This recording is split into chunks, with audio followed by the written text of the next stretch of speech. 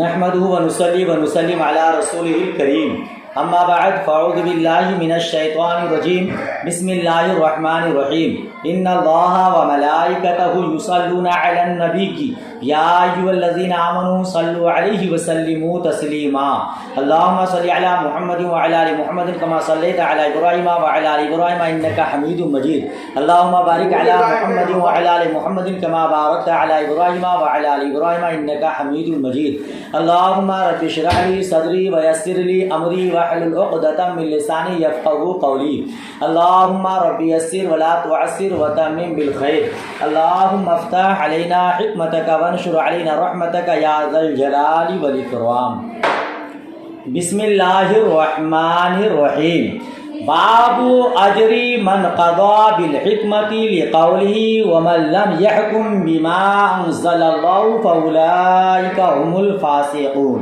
ماشاءاللہ آپ نے عبارت پڑھ دی، اب ترجمہ اور مفہوم دیکھیے.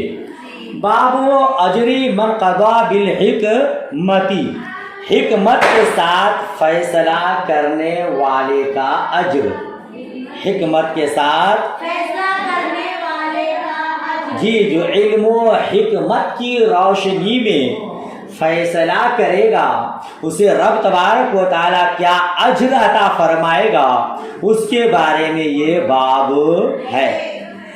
اور آپ کو پہلے بتا چکا ہوں کہ امام بخاری علیہ رحمہ کی عادت کریمہ ہے باب کے مطابق اگر کوئی آیت کریمہ ہوتی ہے تو آپ اس کو تبرکاً پیش کرتے ہیں. چنانچہ آپ نے اسی متعلق اور اسی مطابق ایک آیت کریمہ پیش کی. رب فرماتا ہے وَمَن لَّمْ يَحْكُم بِمَا أَنزَلَ اللَّهُ فَأُولَٰئِكَ هُمُ الْفَاسِقُونَ. جو اللہ کے اتارے ہوئے کے مطابق حکم نہ کریں تو وہی لوگ فاسق ہیں. تو جب اللہ کے اتارے کے مطابق فیصلہ نہ کرنے والا فاسق ہے تو اللہ کے علم و حکمت کے مطابق فیصلہ کرنے والا فاسق نہیں ہے. لہذا یہ بھی اجر ہے. جی یہ بھی اجر ہے نا. اچھا دیکھیے آگے. حضرت عن عبداللہ قال قال رسول اللہ صلی اللہ علیہ وسلم لا حسد الا فی اثنتین رجل آتاہ اللہ مالا فسلطه علی حلقته فی الحق وآخر. یہ او نہیں پڑھیے گا، او حرف تردید ہے، یہ نہیں تو وہ، لیکن یہاں حرف تردید نہیں ہے، واو جمع کے لیے ہے، اس لیے او نہیں پڑھیے گا، واو پڑھیے گا، کنارے میں لکھا ہوا ہے.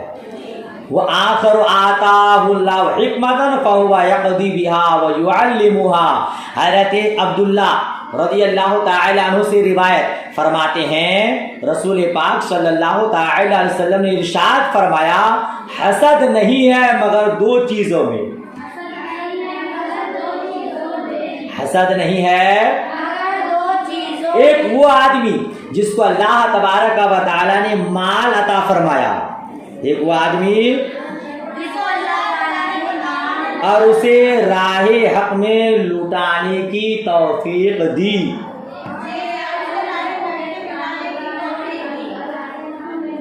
ٹھیک ہے.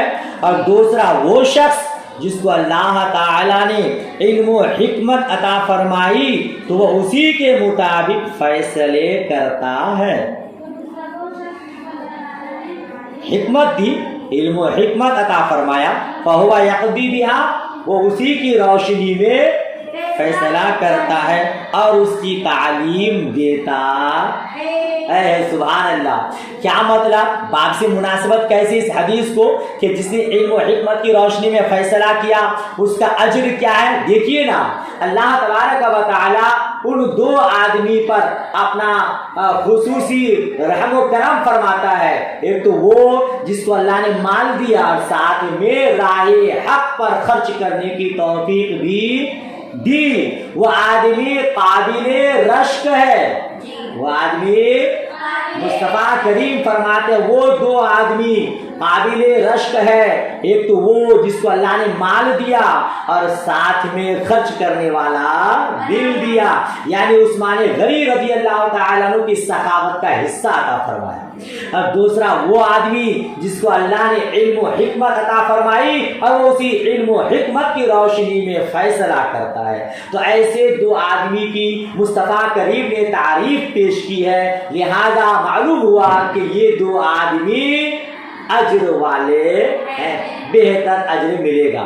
اچھا ایک بات بتاؤں آپ کو، لا حسد الا فی اثنتین، حسد ایک مذموم چیز ہے، بری چیز ہے۔ آپ نے مفہوم حدیث سنا ہوگا کہ حسد نیکیوں کو اس طرح کھا جاتی ہے جس طرح کہ آگ لکڑیوں کو کھا جاتی ہے۔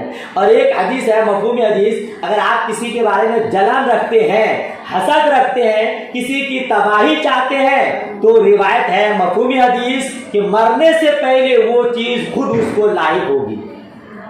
سمجھ رہے ہیں؟ اگر زید چاہتا ہے کہ بکر کسی مہلک بیماری میں مبتلا ہو جائے تو ایسا ہو سکتا ہے کہ زید خود اس بیماری میں مبتلا ہو جائے۔ لہذا دل کو حسد، بغض، کینہ سے پاک رکھنا چاہیے، ٹھیک ہے؟ ایک تو نیکیوں کو کھا جاتی ہے، دوسرا ہے کہ جو کسی کے بارے میں کچھ حسد رکھتا ہے وہ اس کو ہی لاحق ہونے، تو پھر حسد تو مذموم چیز ہے، مگر یہاں فرماتے کہ دو آدمیوں میں حسد ہے، تو معلوم ہونا چاہیے آپ کو کہ یہ ایک ہوتا ہے حسد اور ایک ہوتا ہے غیبتہ، ایک ہے حسد اور ایک ہے غیبتہ۔ جی، حسد کا معنی ہوتا ہے دوسرے کی برائی چاہنا، یہ چاہنا کہ اس کا مال ختم ہو جائے اور میں مالدار بن جاؤں، یہ ہے حسد، ٹھیک ہے؟ اور ایک ہے غیبتہ، قابل رشک، جس کو کہتے ہیں رشک، یعنی زید مالدار ہے، کاش میں بھی مالدار ہو جاؤں، بکر بہت اچھا علم والا ہے، کاش میں بھی علم والا ہو جاؤں، یہ ہے رشک۔ تو یہ حسد سے مراد حسد نہیں ہے بلکہ غیبتہ ہے، جس کو کہتے ہیں رشک، ہے نا؟ آپ کے حاشیہ میں لکھا ہے، حاشیہ نمبر 7 پر، تو یہاں رشک مراد ہے۔ تو دو شخص قابل رشک ہیں، ایک وہ جس کو اللہ نے مال دیا تو حضرت عثمان غنی جیسا دل بھی عطا فرمایا، دوسرا وہ جس کو اللہ نے علم و حکمت عطا فرمائی تو حضرت عمر فاروق اعظم رضی اللہ تعالیٰ عنہ کی عدالت کا حصہ عطا فرمایا کہ علم و حکمت کی روشنی میں فیصلہ کرتا ہے۔ لہذا وہ دو آدمی قابل رشک ہیں اور انہیں بروز قیامت اس کا اجر ملے اور دنیا میں بھی اس کا صلہ ملے گا۔ بات ختم ہو گئی، آگے بڑھیے۔ باب السمع والطاعۃ للامام ما لم تکن معصیۃ، کیا معنی اس کا؟ گناہ کا کام نہ ہو تو امام کی بات سننی اور ماننی چاہیے۔ کیا مانیں گے؟ گناہ کا کام نہ ہو تو امام کی بات سننی اور ماننی چاہیے۔ جی، ما لم تکن معصیۃ، جب تک گناہ کا کام نہ ہو، گناہ کے کام کا حکم نہ دے، تب تک اس امیر کی، اس امام کی بات سنی بھی جائے گی اور ان کی اطاعت اور فرما برداری بھی کی جائے گی۔ باب کے مطابق حدیث دیکھیے، عن انس بن مالک قال قال رسول اللہ صلی اللہ تعالی وسلم اسمعوا واطیعوا وان استعمل علیکم عبد حبشی کأن رأسه زبیبہ۔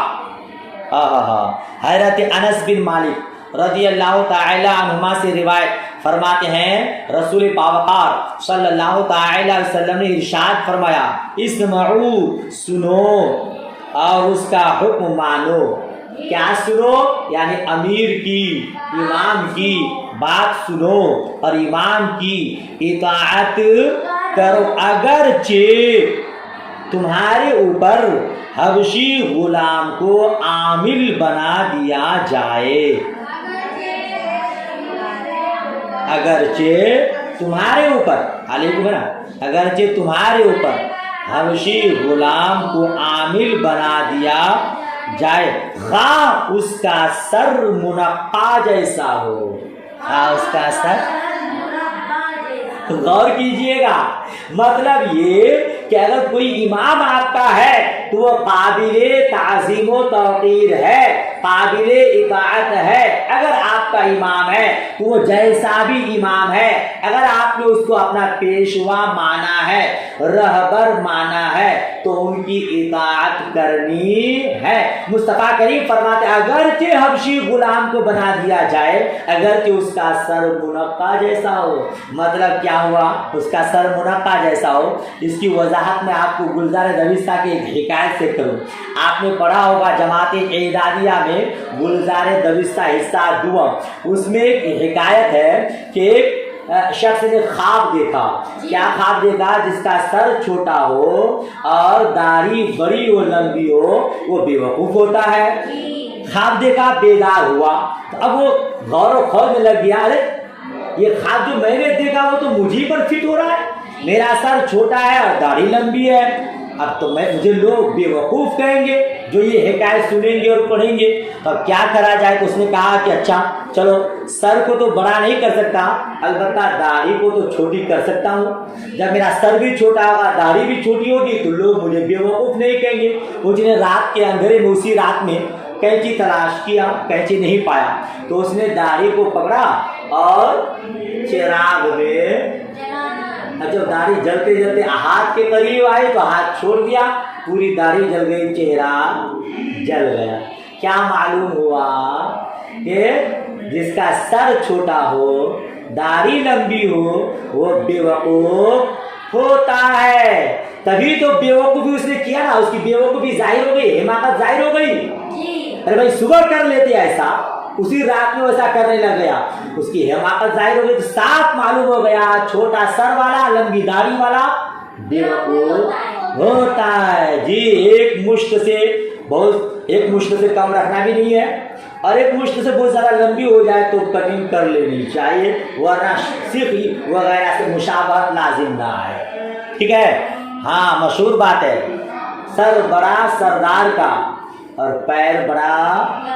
ارے بھائی مرغی کے کا کتنا بھیجا ہوگا، دماغ ہوگا، اس کے سر کے موافق ہی نہ ہوگا.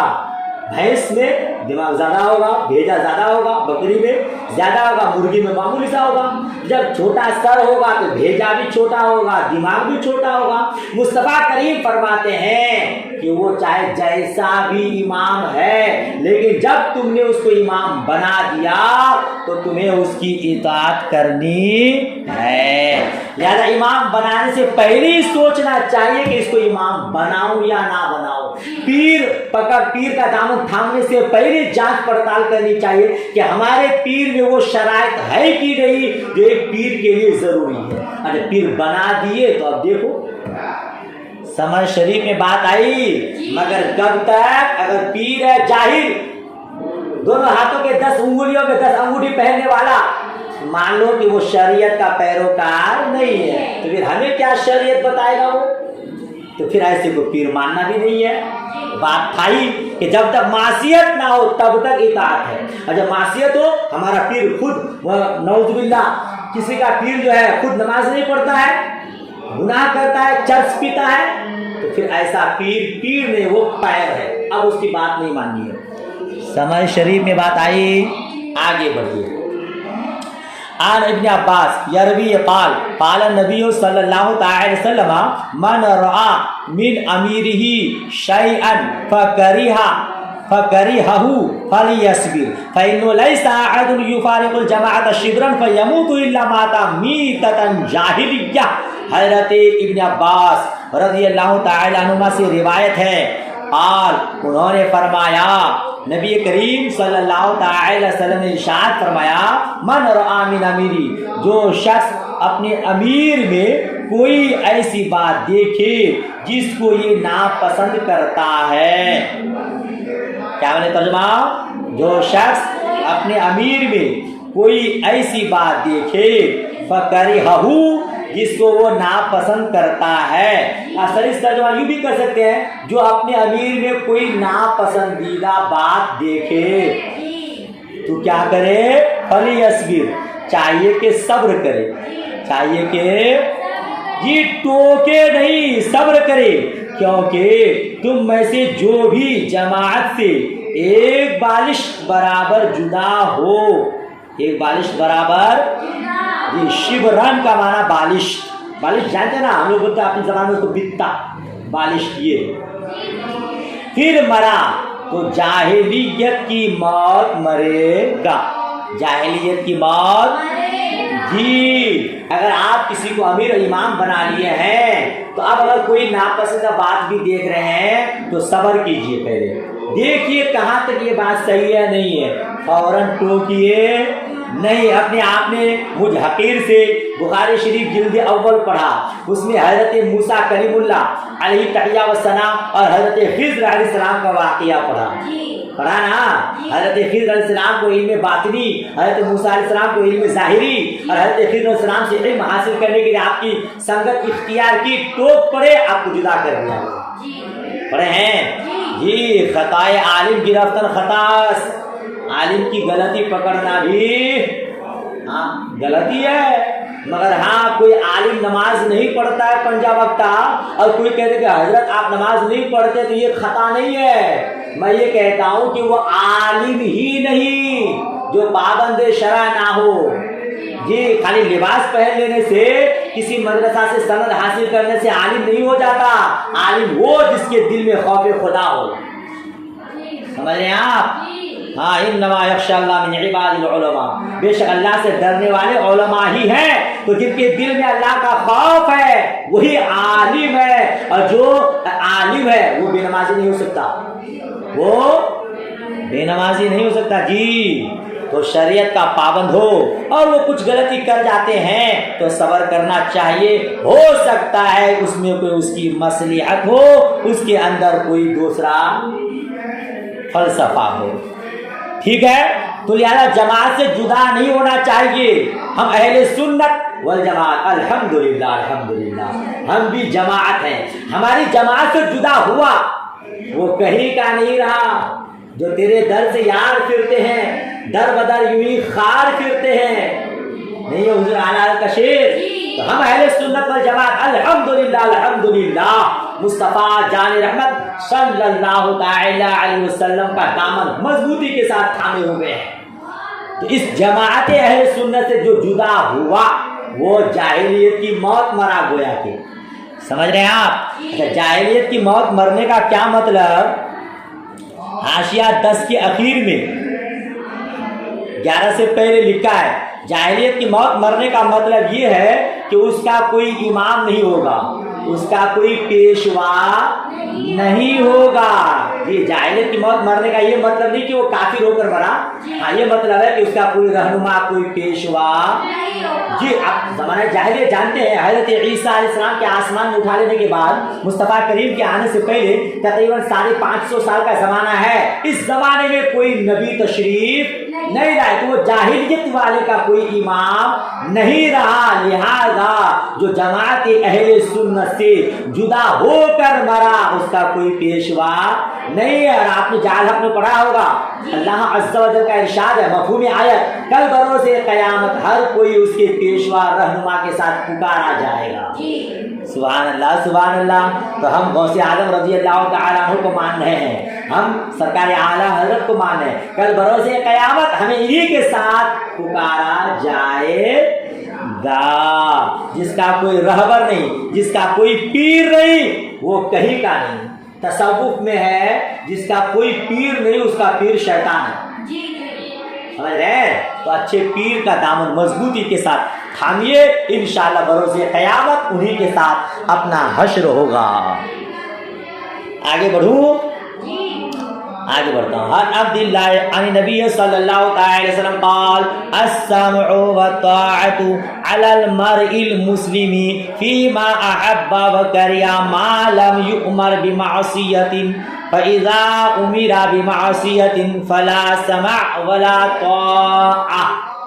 حضرت عبداللہ ابن عمر رضی اللہ تعالی عنہما سے روایت ہے کہ نبی کریم صلی اللہ تعالی علیہ وسلم نے فرمایا پسندیدہ اور ناپسندیدہ تمام امور میں مسلمان امیر کی بات سننا اور اطاعت کرنا ضروری ہے.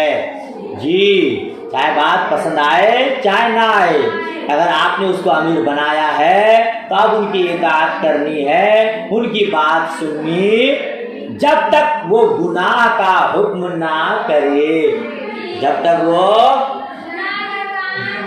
حکم نہ کرے، اور جب وہ معصیت کا حکم کرے تو نہ اس کی سنی جائے نہ اطاعت کی۔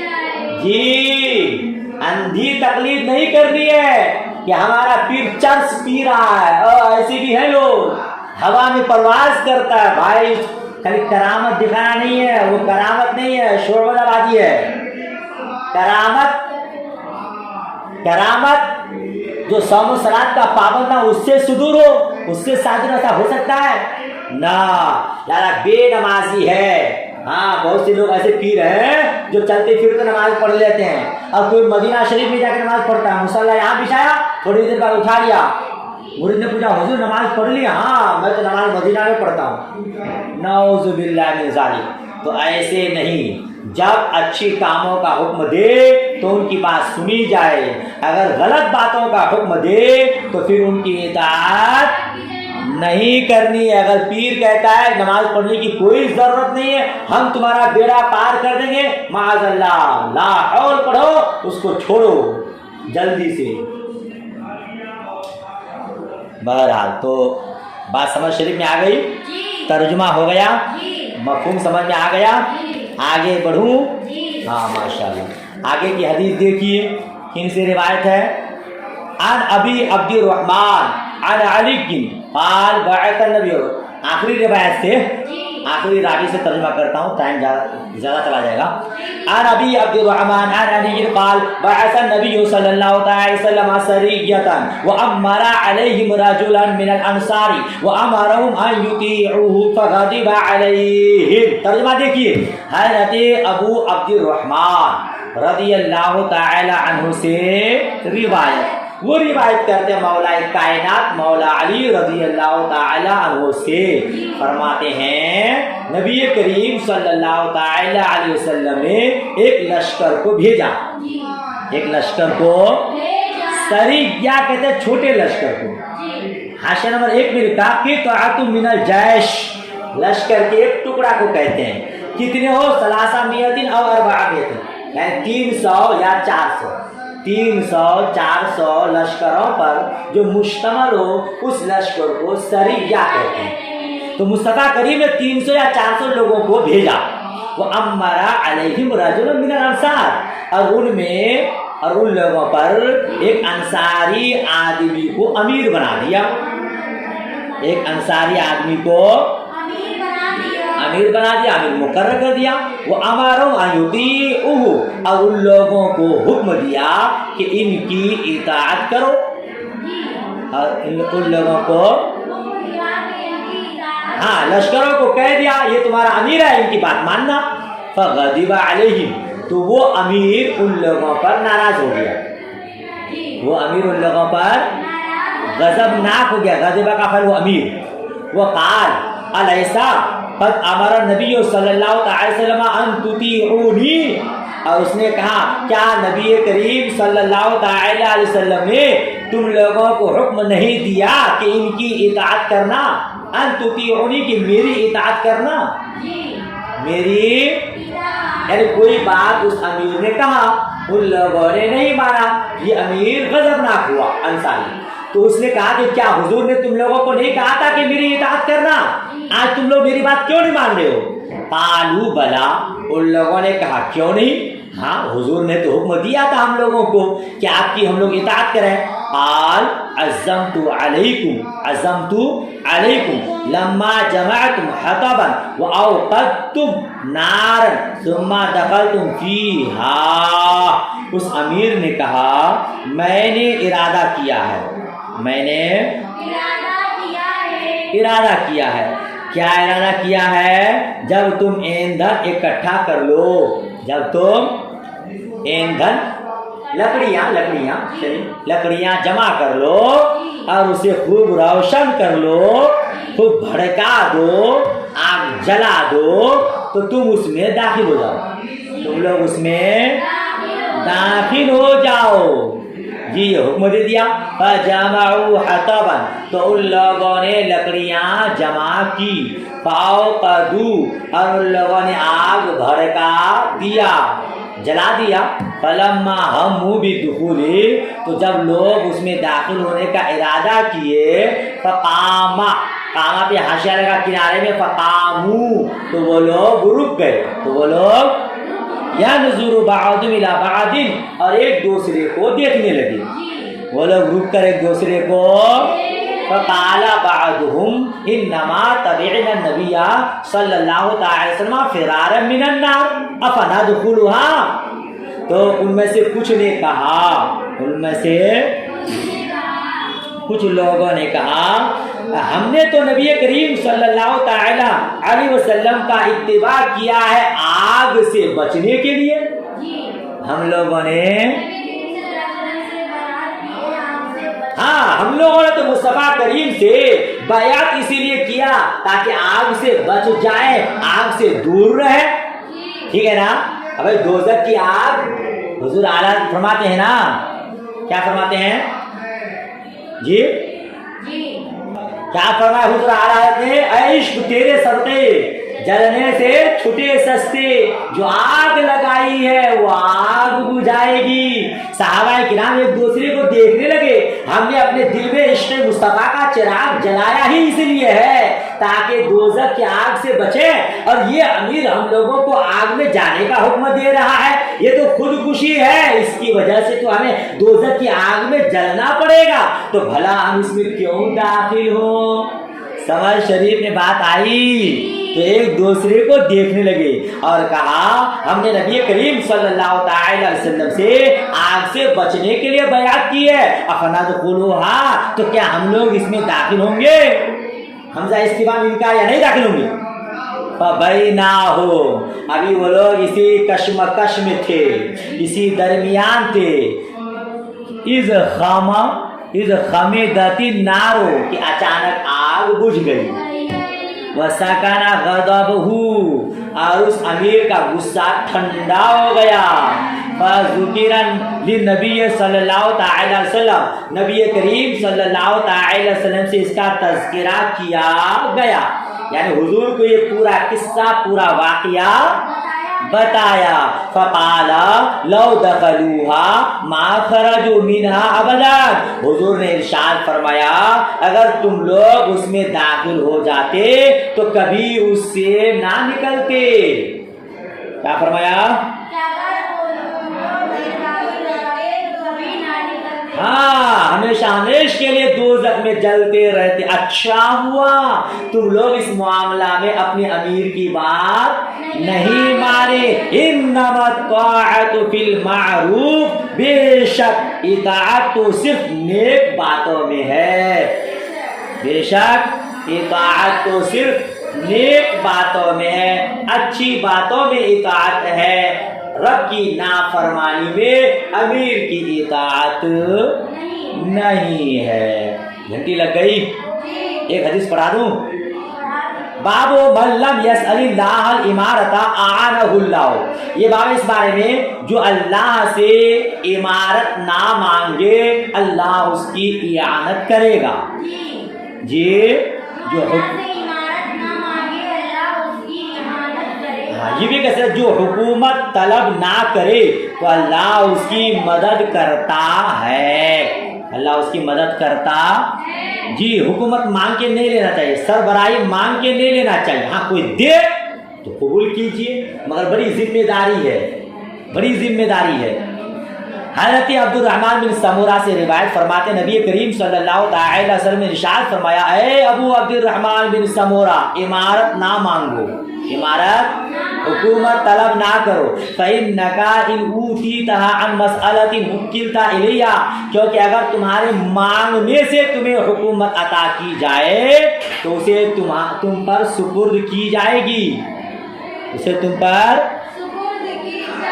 جی تمہارے مانگنے پر وہ تمہیں دے دی جائے تو تمہیں اس کے سپرد کر دیا جائے گا, اور اگر بغیر مانگے تمہیں دی جائے تو اس پر تمہاری مدد کی جائے گی. بولو نا بھائی.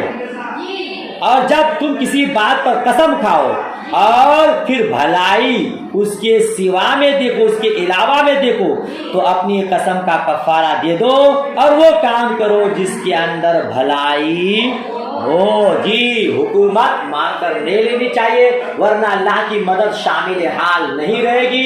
اگر خود سے ملے تو آپ قبول کیجئے اور شریعت کے مطابق اپنا حکم جاری کیجئے تو اللہ کی مدد شامل رہے گی۔ اور آخر میں فرماتے ہیں اگر تم قسم کھا لو کسی بات پر اور اس کے علاوہ کوئی بھلائی دیکھو تو وہ کام کرو اور قسم توڑ دو۔ مان لیجیے آپ نے قسم کھا لیا کہ میں اس سے بات نہیں کروں گی، آپ نے اللہ کی قسم کھا لیا، حالانکہ آپ جانتے ہیں کہ قطعی تعلق اچھی چیز نہیں ہے۔ اب یہ بات کرنے میں بھلائی ہے، نہ کرنے میں بھلائی نہیں، تو آپ اپنی سہیلی سے، اپنے محترم سے، اپنے دوست احباب سے، اپنے رشتہ داروں سے تعلق قائم کیجئے۔ آپ نے جو قسم کھایا ہے اس کا کفارہ دیجئے، 10 مسکینوں کو کھانا کھلائیے، یا 10 مسکینوں کو کپڑا پہنا دیجئے، یا پھر 3 روزہ رکھیے، مگر قسم توڑنا ہی بہتر ہے۔ ایسی قسم توڑنا واجب ہے اور توڑ کر کے کفارہ دینا بھی ضروری ہے۔ ماشاءاللہ، چلیے ٹائم ختم ہوا، اس لیے آگے کل پڑھیں گے۔ دعائے خیر میں یاد۔ اللہ حافظ، خدا حافظ۔